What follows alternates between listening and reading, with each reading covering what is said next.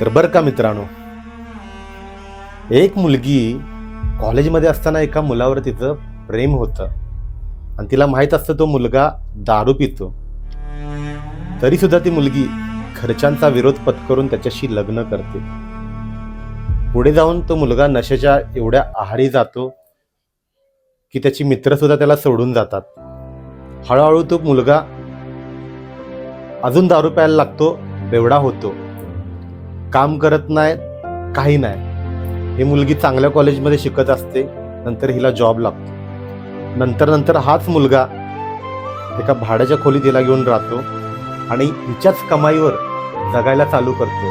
आणि शेवटी दारूला पैसे कमी पडल्यावर ना तो बायकोला मारायला चालू करतो. तिला मारून तिचा पगार घेऊन तिच्याच पैशावर दारू पितो आणि त्या मुलगीची जिंदगी उद्ध्वस्त होते. कशामुळं? एक डिसिजन की दारुड्या मुलासोबत ती लव्ह मॅरेज करते, लग्न करते. म्हणून सांगतो, दारूपासून लांब राहा, दारुड्या पोरांपासून पण लांब राहा. जय शिवराय.